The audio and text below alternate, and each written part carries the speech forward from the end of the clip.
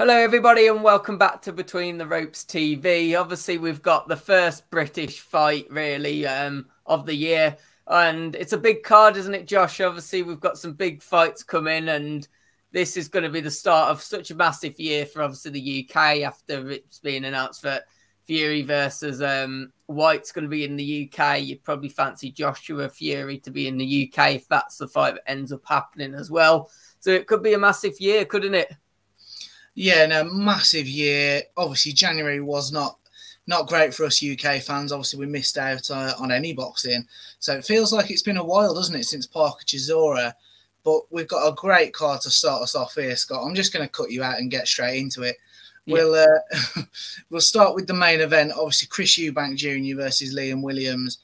Eubank Jr. now, he's 31-2, 23 knockouts. He's a puncher. He's back down at middleweight, as he has been for his last couple of fights.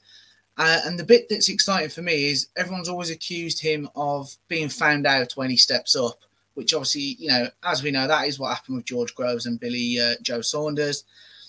But he's been with Roy Jones Jr. now, and he's one of the few fighters that's probably benefited from COVID because he's had sort of 18 months with a trainer as opposed to 3 months, then a fight, 3 months, then a fight.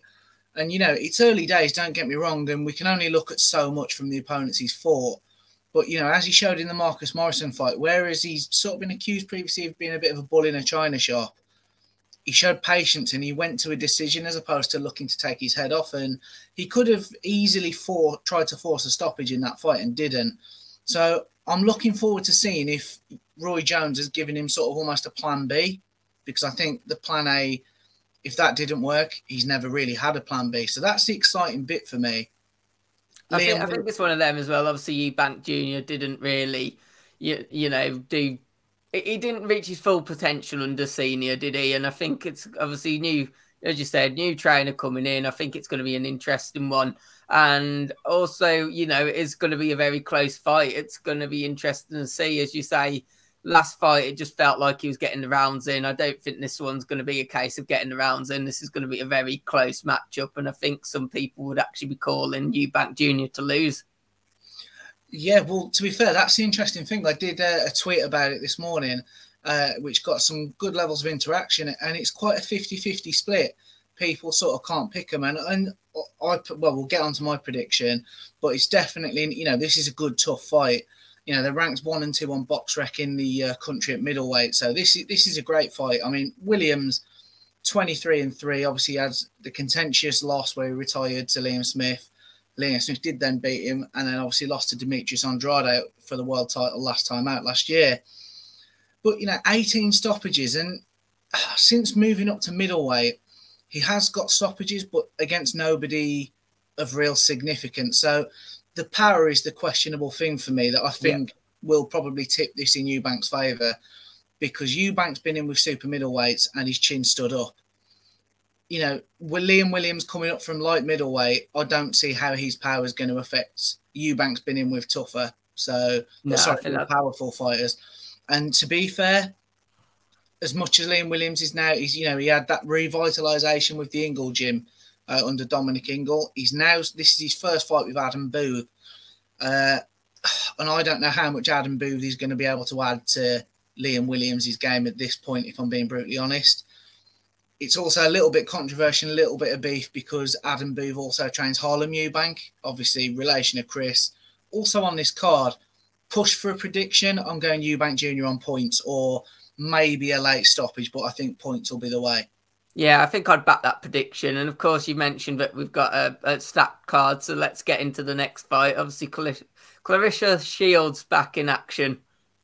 Well, exactly, yeah. She's been off and done her exploits in MMA with sort of mixed results, but huge respect to her for doing that. And she's one of the biggest names in women's boxing, isn't she? Unified middleweight champion. And I think that she's making a UK debut here, and this really is the precursor for what we all hope will be probably the other super fight in the women's boxing against Savannah Marshall. But we cannot overlook Emma Kozin here. No. She's undefeated. Again, you look at the rankings, she's third behind Savannah Marshall and Claressa Shields. So she can punch, she's undefeated. And let's be fair, she's going to be looking at this as I can crash the party and have that super fight, the super payday. You think she's going to crash the party? I don't think she will. No. I think Shields is an absolute quality operator. We don't know how much the MMA training will have affected it, if any. But, you know, Cozin's 23 years old. She's young enough to come again. In fairness to Shields, she's only 26 herself, but she's got that more experience, you know, decorated amateur and whatnot.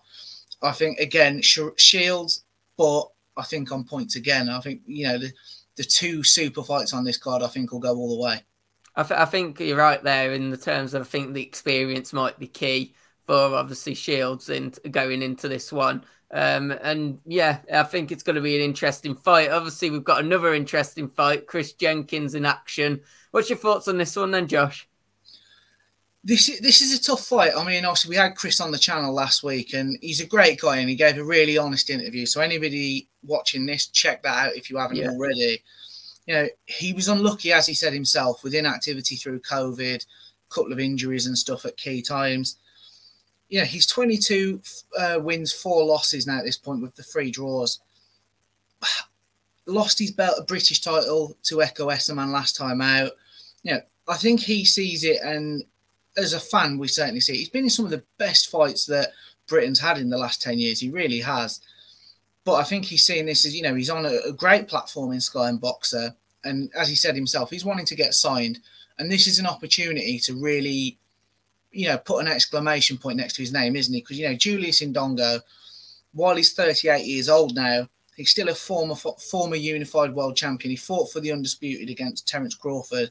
You know, he's no mug, and he is coming off back-to-back losses in fairness. But he's an experienced, wily old fox, as they say. He's going to give anyone a tough night's work for me. But push for a prediction, I'm going Chris Jenkins. I'm backing the Brit. I think, you know, he's going to have the bit between his teeth, should we say. And I think he's going to go for this. And, you know, he's got his fans there. Everyone seems to be getting behind him on social media. And I think this could be the start of a big 12, 18 months for Chris Jenkins. And to be fair, of course, he's been on our channel, so obviously a very smart guy as well. Josh, I'm going to hand it over to you just to give a bit of a small brief to everyone else about the rest of the card that we've got coming up at the weekend, and any fights really, but, you know, those that maybe aren't sure who's on the card to be kind of watching out for. No, definitely. Well, another big women's fight. Caroline Dubois, obviously Daniel's sister, makes her professional debut. Hopefully she doesn't choke on the first time she gets on the big stage. Oh, dear. Oh, people are not going to like that. I don't disagree. I'm not a Daniel Dubois fan myself, but it's exciting. I think that was a real coup as well for Sky and Boxer to get her on their platform. Yeah. So it'll be a professional debut. I've seen a couple of different opponents. So, you know, I think it'll be a standard debut. We'll see a good performance off her and really showcase her skills. Steve Robinson, undefeated, continues his heavyweight journey. Now, there's more and more noise getting about him on social media. You know, his last knockout win was very impressive. So excited to see that. As mentioned earlier, Harlem Eubank, he's back in action. Trained by Adam Booth, bit of needle there. Obviously, you know, using the name value also. So yeah, be interesting to see. No opponent name, so I would imagine whoever he ends up going in with will end up seeing sort of a comfortable win for him. Yeah, he'll probably win. Yeah, exactly. You've got Rhys Edwards versus Ruslan Birchuk. Hope I've got that one right. That's a good fight. And then the other that could be a standout, obviously you've got the 3 main fights for me, but there's also an English welterweight title fight between Conor Walker and Samuel Antwi. Now, Conor Walker from Wolverhampton, so we'll be behind him. Close to our hearts, exactly. He's 10-0 going into this, and Antwi is 13-1.